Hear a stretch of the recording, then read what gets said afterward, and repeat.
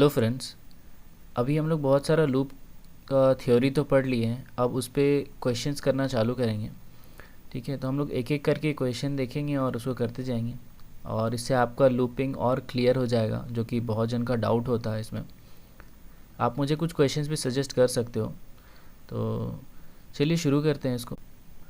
तो पहला क्वेश्चन ये है हमारा कि हम लोग को एक डिजिट इनपुट लेना है कोई भी, और उस डिजिट का इंडिविजुअल सम निकालना है। फॉर एग्ज़ाम्पल अगर आप डिजिट लेते हैं 324, और हम मेरा क्वेश्चन बोल रहा है कि आप इसका इंडिविजुअल सम निकाल लो। तो इंडिविजुअल सम मतलब क्या? 3 + 2 + 4। ठीक है, इस नंबर का हम लोग को इंडिविजुअल सम निकालना है। तो इंडिविजुअल सम निकालने के लिए सबसे पहले हमको क्या करना पड़ेगा? इस नंबर को ब्रेक करना पड़ेगा कि मेरे पास अलग से 4 आ जाए, अलग से 2 आ जाए, अलग से 3 आ जाए। ठीक है, सबसे पहले तो ये कंडीशन होगा हमारा, वही मेन है कि हमको पहले उसको ब्रेक करना है। तो आइए पहले अपना जो भी है उसको लिख लेते हैं, उसके बाद देखते हैं उसको कैसे ब्रेक करना है। तो इंट में n ले लेते हैं, क्योंकि हम लोग को एक नंबर तो चाहिए इनपुट के लिए, और उसके बाद ही बहुत सारा वेरिएबल है, तो मैं लेता नहीं हूँ। जैसे जैसे ज़रूरत पड़ेगा हम लोग उसको डिक्लेयर करते जाएंगे। तो अभी के लिए n तक छोड़ देते हैं। तो स्टेटमेंट लिख देते हैं printf enter a number। ठीक है, अब इनपुट ले लेते हैं इसको, %d, %n। नंबर इनपुट ले लिया। अब नंबर इनपुट करने के बाद हम लोग को क्या करना होगा? हम लोग को नंबर को अब ब्रेक करना है। तो उसके लिए हम लोग क्या कर सकते हैं? तो आइए देखते हैं उसको क्या कर सकते हैं। सबसे पहले हम लोग एक नंबर ले लेते हैं और उसको ब्रेक करेंगे, फिर एक एक करके समझेंगे। तो मान लो मेरा नंबर है 324, और इसका हम लोग को ये निकालना है एक एक डिजिट को। तो डिजिट निकालने के लिए हम लोग मॉड कर सकते हैं, ताकि हमको रिमाइंडर मिलता जाए, जैसे 4 2 3। और वो 4 2 3 मिलेगा जब हम लोग उसको 10 से मॉड करेंगे। ठीक है, तो आइए इसको डिवाइड करते हैं और देखते हैं रिमाइंडर क्या बच रहा। ठीक है, तो 10 से हम 324 को डिवाइड कर देते हैं। तो इससे क्या होगा? इससे होगा कि पहले बार में ये 3 बार में जाएगा, तो 3 बार में कितना हो जाएगा? 30 हो जाएगा। और इसका रिमाइंडर क्या आएगा? इसका रिमाइंडर यहाँ आ जाएगा 2 और फिर 4। ठीक है, फिर ये कितने बार में जाएगा? फिर ये 2 बार में जाएगा। तो 2 बार में कितना हो जाएगा? 20 हो जाएगा। 20 हो जाएगा, तो यहाँ बचेगा कितना मेरा रिमाइंडर? 4। देखो मेरा लास्ट डिजिट निकल रहा। ठीक है, तो अब इंडिविजुअल सम निकालने के लिए इसको हमको किसी में ऐड भी तो करना होगा। तो मान लो कि एक सम नाम का वेरिएबल, s नाम का वेरिएबल ले लेते हैं, जिसको हम इनिशियली 0 रखते हैं। ठीक है, और उसमें हम करते हैं s = s + x। ठीक है, अब ये x क्या है? x हम इसी को मान लेते हैं, जो भी वैल्यू मेरा आएगा रिमाइंडर में उसको हम x में डाल देंगे, और फिर वो x को ऐड कर देंगे सम के साथ। ठीक है, तो पहली बार में तो मेरा 4 आ गया। अब मेरे को क्या चाहिए? 2 चाहिए। तो 2 के लिए हमको ये नंबर चाहिए होगा 32। ठीक है, तो ये 32 कैसे निकालेंगे वो हम लोग कोड में देखेंगे कि हम लोग कैसे निकालेंगे। फिलहाल अगर हम 32 को डिवाइड करते हैं, ठीक है, तो 32 को डिवाइड करने से क्या होगा? 10 से मान लो मैं 32 को डिवाइड कर देता हूँ, तो ये कितने बार में जाएगा? 3 बार में। 3 बार में कितना हो जाएगा? 30। ठीक है, और इसका रिमाइंडर कितना आ जाएगा? यहाँ पे आ जाएगा 2। तो मेरा रिमाइंडर 2 निकल गया। 324 में का 4 तो निकल ही गया था, अब 2 निकल गया। अब क्या करेंगे? फिर से इसको x में डालेंगे। ये मेरा चल गया x में। ठीक है, अब क्या हुआ? जब यहाँ से 4 गया था तो इसका वैल्यू कितना हो गया था? 0 + 4 यानी 4 हो गया था। अब ये 2 वापस से जाएगा तो s का वैल्यू पहले से कितना है, s का वैल्यू पहले से है 4, तो ये क्या हो जाएगा 4 प्लस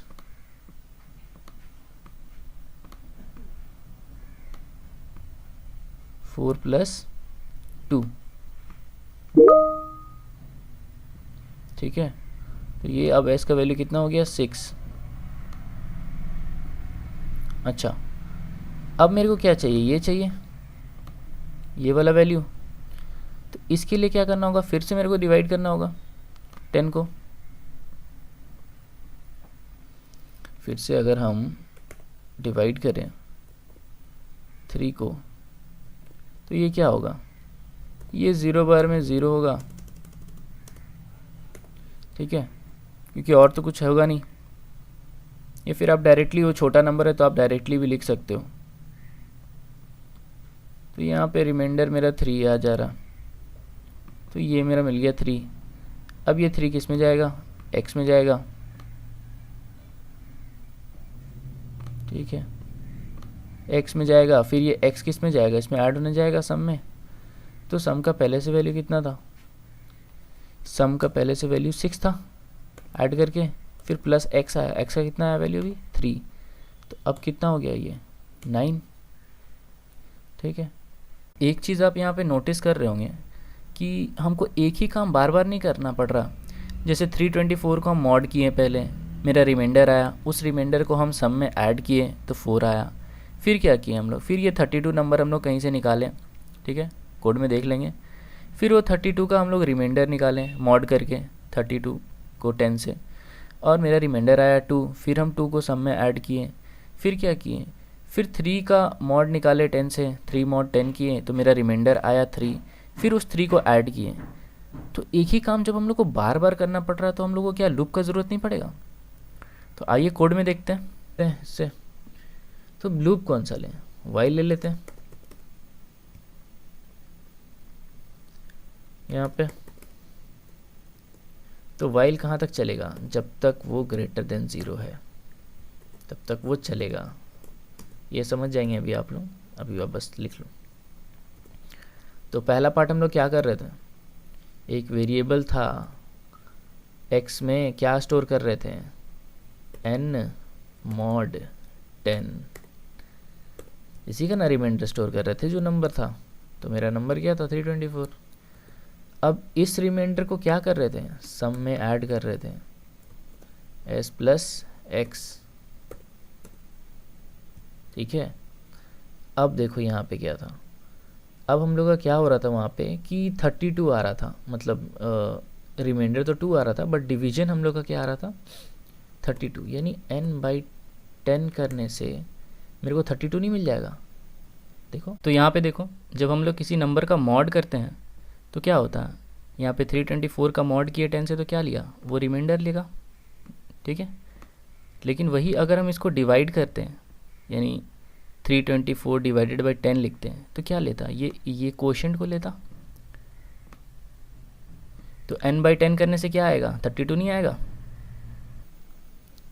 तो अब 32 का वैल्यू n में कैसे डालें, क्योंकि n में ही चाहिए ना, क्योंकि दोबारा से उसका मॉड निकलेगा। तो सिंपली इसको क्या करना है, n = n/10 कर देना है।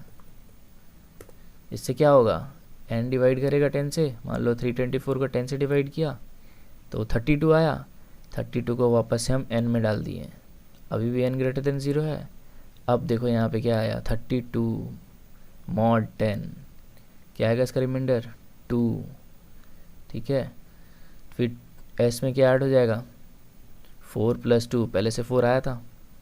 तो इस तरह से ये चलेगा। अभी इसको हम बगल में वैल्यू भी लिख देंगे। फ़िलहाल वेरिएबल डिक्लेयर कर लेते हैं जो हम लोग यूज़ किए हैं। क्या क्या यूज़ किए हैं, x और s। तो यहाँ पे x ले लेते हैं और यहाँ s ले लेते हैं = 0। s को 0 से इनिशियलाइज़ करना बहुत ज़रूरी है यहाँ पे, क्योंकि अगर आप s को 0 से इनिशियलाइज़ नहीं करेंगे तो s के पास एक गार्बेज वैल्यू अपने पास पहले से होगा जो हर वेरिएबल के पास रहता है। तो जब भी आप s + x करेंगे तो आपका 0 + x नहीं होगा, उस टाइम में जो गार्बेज वैल्यू वहाँ होगा उससे x जोड़ देगा वो, तो आपका आंसर अलग आ जाएगा। तो जब भी आप कोई ऐसा वेरिएबल को ऐड करते हैं जो आप इनिशियलाइज़ किए हैं, तो उसको 0 से इनिशियलाइज़ कर लेना, सिर्फ डिक्लेयर करके मत छोड़ना, ठीक है। तो s प्लस एक्स हो जाएगा, तो फिर 0 प्लस एक्स होगा, ठीक है। तो यहाँ पे ये भी लिख दिए। अब हमारा नंबर क्या था, 324 था, यहाँ पे लिख लेते हैं 324। ये मॉड करेंगे तो कितना आएगा 4, अभी हम लोग देखें, ठीक है। s equals to S plus X, 0 plus X यानी 0 प्लस 4 4। अब n डिवाइडेड बाई 10, n कितना है 324, 324 डिवाइडेड बाई 10 कितना हो गया 32 हो गया। 32 को वापस से किस में डाल दिए, n में डाल दिए, यानी अब n का वैल्यू चेंज होके 324 से क्या हो गया होगा 32 हो गया होगा। तो यहाँ भी चेंज कर दो, 32 हो गया, 32 ग्रेटर देन 0, ठीक है। लूप कंटिन्यू करो। अब क्या आएगा यहाँ रिमाइंडर 2 आएगा। 32 को अगर हम 10 से डिवाइड करेंगे तो, ठीक है 2 आ गया। अब क्या होगा, यहाँ पे s के पास पहले से कितना वैल्यू है 4 है, ठीक है।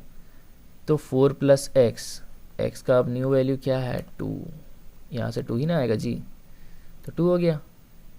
अब n डिवाइडेड बाई 10 करो, यानी 32 डिवाइडेड बाई 10 कितना हो जाएगा 3 बार में 3 हो जाएगा, और 3 को किस में डाल दिए हम n में, तो n का अब वैल्यू क्या हो गया 3 ग्रेटर देन 0, ट्रू है ना जी, तो 3 यहाँ आ जाएगा।